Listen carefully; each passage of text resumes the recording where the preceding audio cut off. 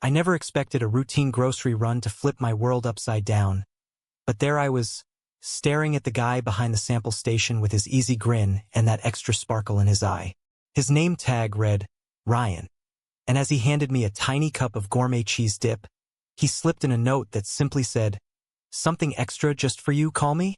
My heart raced like I just chugged a double espresso, because in that crowded Costco warehouse, under the harsh fluorescent lights, I felt seen for the first time in years. My name's Alex Thompson, a 28-year-old graphic designer living in suburban Seattle, where the rain never stops and neither do the expectations from my conservative family. I'd been out to a few close friends since college, but to my parents, that was a door I'd kept firmly shut. They were the type who attended church every Sunday, voted red without question, and believed marriage was strictly between a man and a woman. Me? I was their golden boy, good job, nice apartment, no drama. Until Ryan. It started innocently enough. I called the number that night, my hands shaking as I paced my living room. "Hey, it's the guy from Costco who tried the cheese dip," I said, trying to sound casual. Ryan laughed, a warm, genuine sound that cut through my nerves. "I was hoping you'd call. I'm Ryan Hayes, by the way. Want to grab coffee sometime?" We met at a local spot the next day, and what I thought would be awkward small talk turned into hours of conversation. He was 30, working part-time at Costco while pursuing a degree in social work. "I see all kinds of people there," he told me, stirring his latte. "Families, singles, everyone hustling. But you looked like you needed more than just a free sample." As weeks turned into months, our coffee dates evolved into weekend hikes in the Cascade Mountains and quiet dinners at hole-in-the-wall spots. Ryan was openly gay, had been since high school, and his confidence was intoxicating. He'd grown up in a progressive Portland family, the kind that marched in pride parades and donated to LGBTQ causes. "My parents threw me a coming-out party," he joked once, but I could see the gratitude in his eyes. Me? I envied that freedom. Our first kiss happened on a rainy evening after a movie, under the awning of my apartment building. It was soft, tentative, but it ignited something in me I'd buried deep, a desire to live authentically. But authenticity came with cracks. My best friend, Mike, noticed the change first. "You're glowing, man. Who's the girl?" he asked over beers one night. I froze, the words caught in my throat. "It's not a girl," I finally admitted. Mike's face shifted from curiosity to confusion, then to a forced smile. "Oh, cool, I guess. Just be careful, all right? Not everyone's as open-minded." His words lingered like a bad aftertaste, a preview of the societal pushback I knew was coming. Ryan encouraged me to tell more people, but I hesitated. "What if it ruins everything?" I whispered one night as we lay on his couch, his arm around me. The first real conflict hit when Ryan invited me to a family barbecue. His parents were warm, welcoming hugs all around, questions about my job without a hint of judgment. But as the evening wore on, his mom pulled me aside. "Ryan's told us so much about you. We're thrilled he's found someone who makes him happy." Her acceptance was a bomb, but it highlighted the void in my own life. Driving home, I felt a pang of guilt. Why couldn't my family be like that? The next day, I decided to test the waters with my sister, Emily. She's 25, a teacher in Tacoma, and we'd always been close. Over lunch, I blurted it out. "I'm seeing someone. His name is Ryan." She paused, fork midway to her mouth. "His? Like a guy?" I nodded. Her eyes widened, then softened. "Alex, wow. I'm happy for you, but Mom and Dad? They'll freak." She wasn't wrong. The whispers started subtly. Emily must have let something slip, because suddenly my mom's calls increased. "When are you bringing a nice girl home?" she'd ask, her voice laced with expectation. I dodged, but the pressure built. Ryan sensed my turmoil. "You don't have to hide us," he said gently one evening as we walked along Puget Sound. "But I won't push. This is your pace." His understanding only made me love him more, but it also amplified the internal war. Was I betraying my family by loving him, or betraying myself by hiding? Society's undercurrents didn't help. At work, I overheard colleagues debating the latest Supreme Court ruling on LGBTQ rights. Some cheered progress. Others muttered about traditional values eroding. I stayed silent, but it gnawed at me. Then came the incident at Costco. I was shopping with Ryan, holding hands absent-mindedly, when an older couple glared. Disgusting, the man muttered loudly enough for us to hear. Ryan squeezed my hand tighter, but I pulled away, my face burning.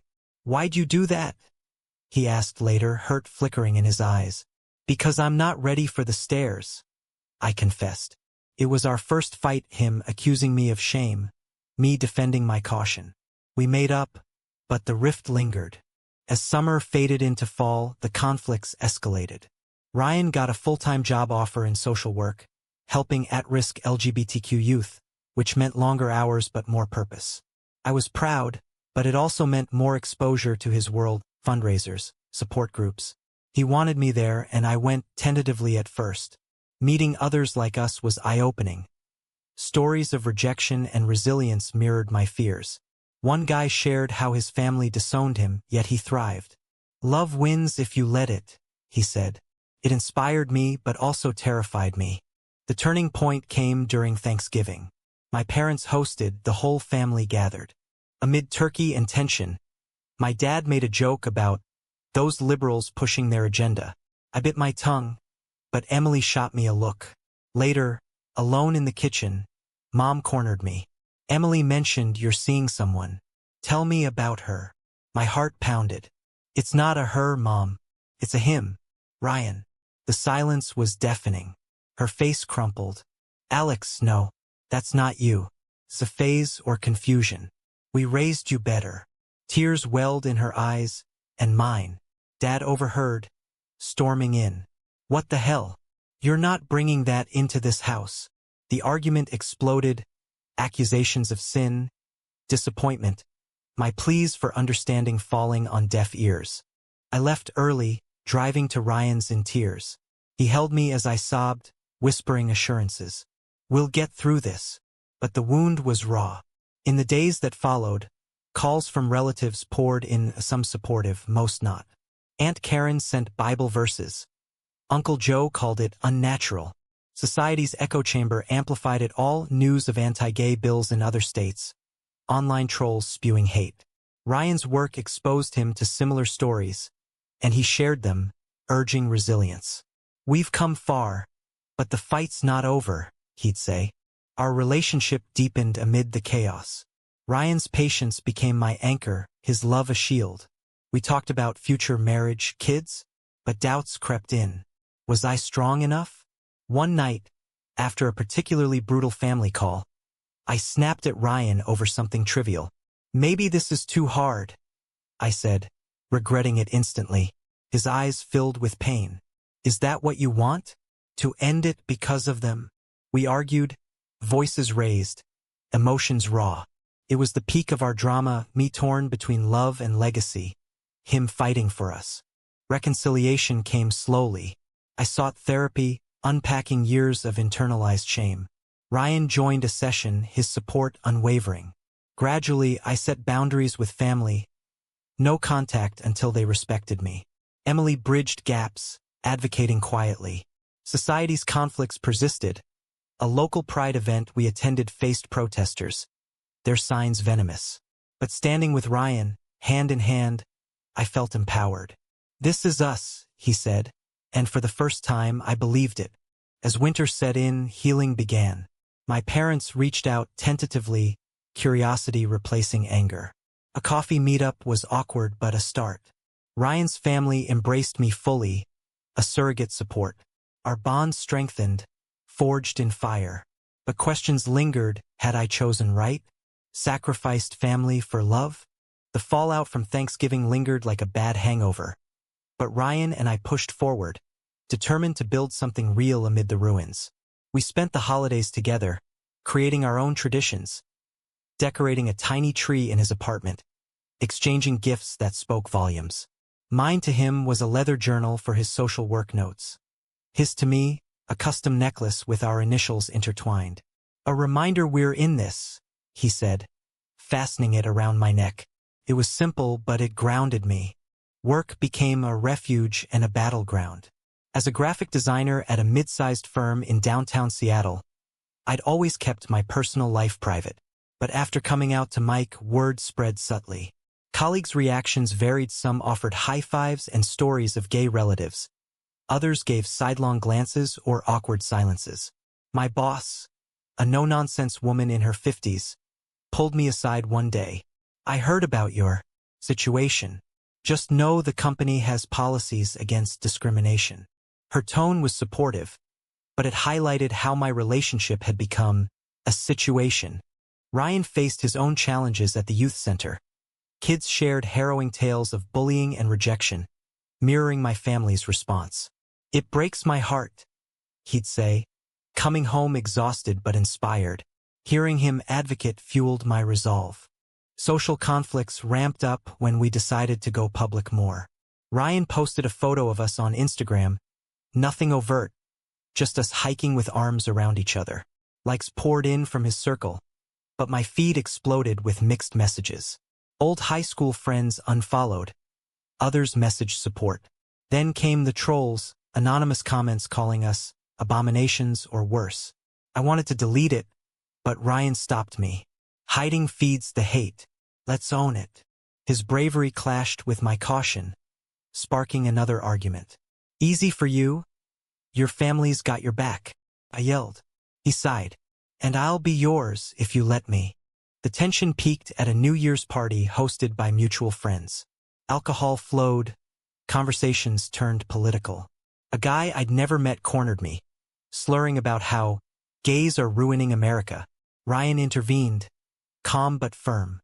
"Love isn't political." The guy laughed it off, but the room went quiet. Later, in the car, I broke down. "Why does it have to be so hard?" Ryan pulled over, holding my hands. "Because change is messy, but we're part of it." That night, we talked until dawn, unpacking fears and dreams.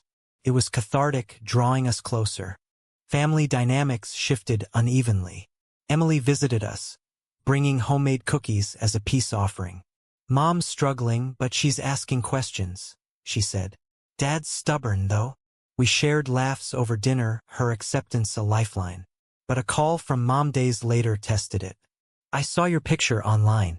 Is this serious?" Her voice trembled. I confirmed, bracing for backlash. Instead, she said, "I don't understand, but I love you." It wasn't full approval, but it was progress. Dad remained silent, his absence a void. Ryan's work brought inspiration and strain. He organized a workshop on LGBTQ mental health, inviting me to speak anonymously. Sharing my story, the hiding, the reveal, was terrifying yet liberating. Attendees nodded, some tearing up. One teen approached afterward. "Thanks for showing it's possible." Ryan beamed with pride, but the emotional toll hit him hard. "Some days, I wonder if we're fighting a losing battle," he confessed. I reassured him, roles reversed for once. As spring approached, we faced a bigger test. Ryan's promotion required relocating to Portland. "It's only 2 hours away," he said, but it felt monumental. "Come with me." The question hung heavy. Uprooting meant leaving my job, my tentative family ties. "What about us if I don't?" I asked. He paused. "We'll make it work, but I want a life together." The decision loomed, amplifying internal conflicts. Was love enough to bridge distances, literal and emotional? Society's debates intensified with election season brewing. News of anti-trans bills and gay rights rollbacks dominated headlines. At a rally we attended, chants of unity clashed with counter-protesters' jeers. Holding Ryan's hand amid the chaos, I felt vulnerable yet defiant. A reporter interviewed us briefly. Our clip went viral locally, drawing both praise and hate mail. "You're brave," friends said. But bravery came with fear, anonymous threats online, stares in public. Our relationship evolved through it all. We adopted a rescue dog, Max, whose playful energy lightened moods. Walks became therapy sessions discussing futures. Marriage? Ryan broached one evening. I hesitated. "With my family? It's complicated." He nodded, understanding. But the seed was planted, stirring hopes and anxieties. The climax brewed when Dad called unexpectedly. "We need to talk." We met at a neutral cafe, tension thick. "Your mother's been crying. This lifestyle choice hurts us." I pushed back. "It's not a choice, Dad. It's who I am." He sighed, admitting ignorance. "Maybe we can learn." It was a crack in the armor, not a breakthrough, but enough to hope. Ryan and I celebrated small wins. A weekend getaway where we just were, no drama. But questions persisted. Could love conquer ingrained prejudices? Portland's pull grew stronger as Ryan's start date neared. We spent weekends scouting apartments, envisioning a fresh start. "Imagine waking up to this view," he said, pointing at the Willamette River from a balcony. I smiled, but doubt nagged. My Seattle job was stable. Uprooting meant uncertainty. What if it doesn't work? I voiced one night over takeout. Ryan set down his fork. What if it does? We've survived worse. His optimism clashed with my realism, sparking debates about commitment. Family tensions resurfaced with Emily's wedding announcement. "You're my best man," she said excitedly. "Bring Ryan." The invitation was loaded. Mom called next. "If he comes, keep it discreet." Anger flared. "He's my partner, not a secret." The call ended badly, highlighting ongoing rifts. Ryan encouraged confrontation. "Demand respect." But I wavered, fearing total severance. Societal pressures mounted with a workplace incident.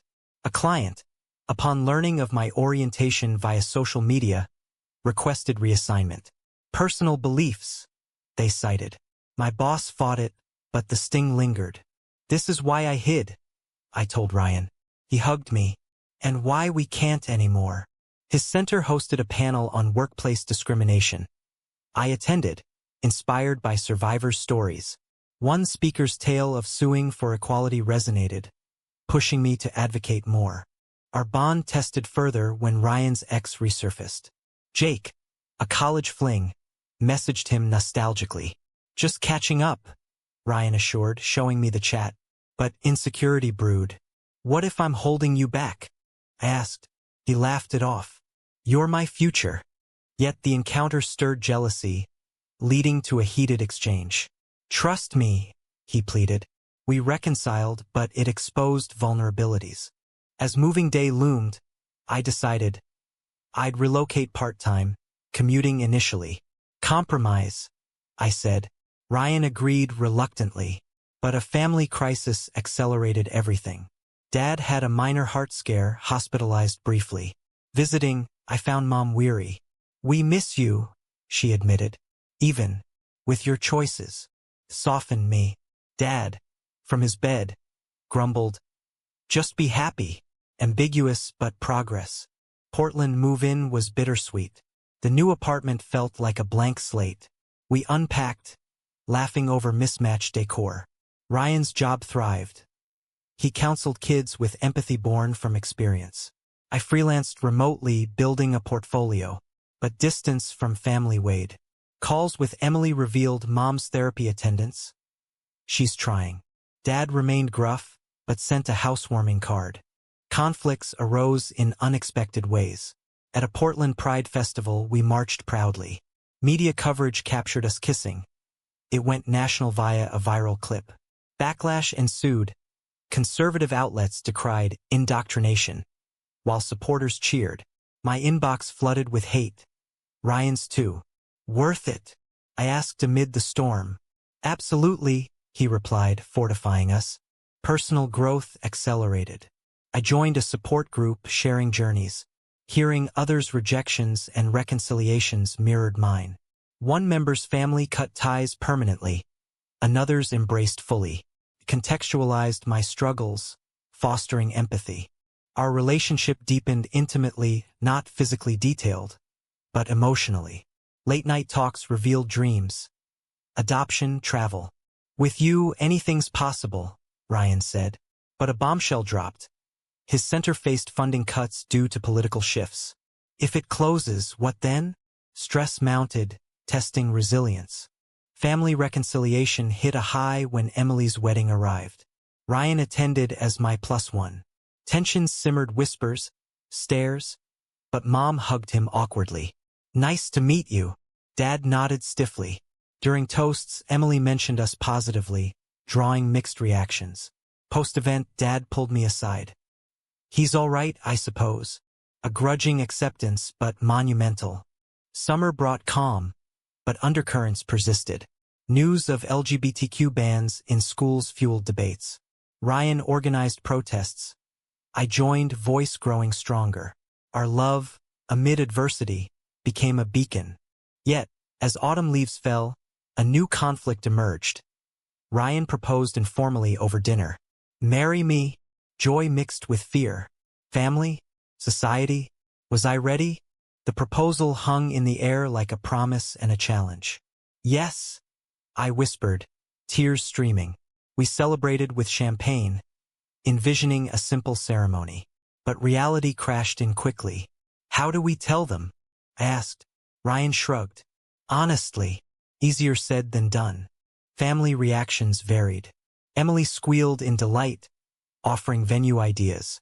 Mom paused long on the phone. "Marriage? Alex, that's permanent." Her words stung, revealing lingering reservations. Dad grunted. "Do what you want." Relatives divided, some congratulated, others ghosted. Aunt Karen sent a letter quoting scripture against it, igniting anger. "Ignore her," Ryan advised, but it fueled doubts. Was our love worth the division? Societal debates amplified with midterm elections. Candidates sparred over gay rights. Ads bombarded TVs with fear-mongering.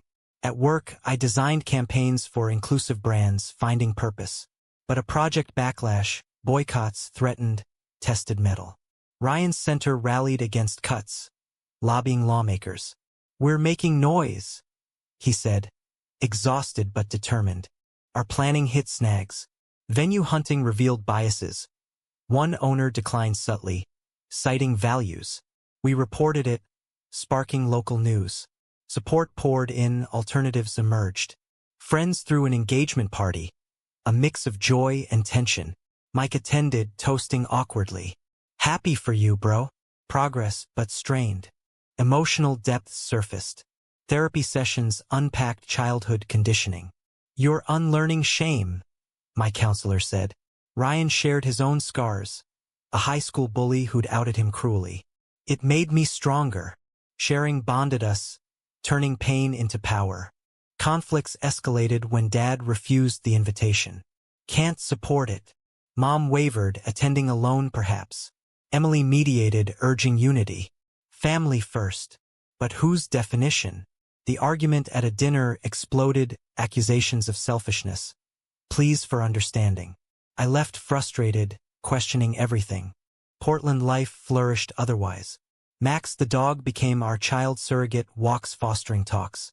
We volunteered together, aiding LGBTQ homeless youth. Stories of abandonment hit home, reinforcing commitment. A turning point. Mom visited unannounced. "I want to understand." We talked hours, fears, loves. She met Ryan properly, seeing our happiness. "He's good for you," she admitted tearfully. It bridged gaps, though Dad lagged. Wedding prep intensified. Vows written, rings chosen. But external pressures mounted. A national ruling on same-sex adoption loomed, affecting future plans. Ryan worried. I reassured. The ceremony approached amid highs and lows. Rehearsal dinner brought tentative family mingling.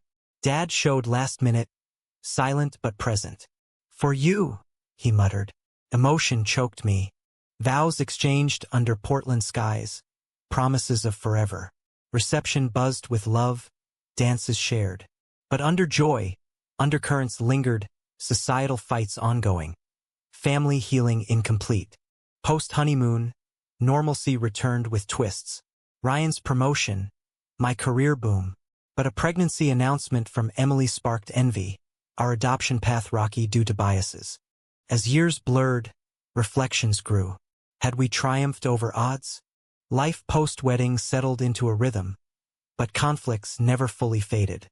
We adopted Max's sibling, a pup named Luna, symbolizing expansion. Ryan's center secured funding after relentless advocacy, a win against political tides. My designs gained recognition, featured in equality campaigns. Yet, societal backslides, new laws restricting LGBTQ education, kept us vigilant. Family integration progressed unevenly. Holidays alternated. One Christmas with Ryan's folks, warm and affirming. The next with mine, polite but guarded. Dad softened over time, sharing beers with Ryan, discussing sports neutrally. Mom baked for us, asking about our life genuinely. But slips occurred, a casual remark about real families stung. Patience, Ryan reminded. A major clash arose with adoption pursuits. Agencies varied, some welcoming, others hesitant. One rejection cited unstable environment, code for our orientation. We fought legally, gaining media attention. Supporters rallied, opponents vilified. Worth it? I asked amid stress. Ryan nodded. For our family, yes. Emotional toll mounted. Friends' divorces highlighted fragility. We recommitted through counseling. Love evolves, therapist noted. Years passed. We welcomed a son, Ethan, via surrogacy, a controversial choice drawing debates. Family met him warily at first, then warmed. Dad held him, eyes misty. Grandpa's here. But external storms persisted. A national backlash against LGBTQ rights peaked with protests. We marched, Ethan in tow, teaching resilience early. Reflections deepened. Choices made, battles fought. Was sacrificing comfort for authenticity right? In the end, our story wasn't a fairy tale but a testament to perseverance. Ethan grew, surrounded by love, navigating a world still evolving. Family bonds mended, society shifted incrementally. Ryan and I, older and wiser, looked back on that Costco encounter as fate's spark. But one question remains. Was Alex justified in prioritizing his love for Ryan over his family's traditional expectations? Or should family loyalty always come first?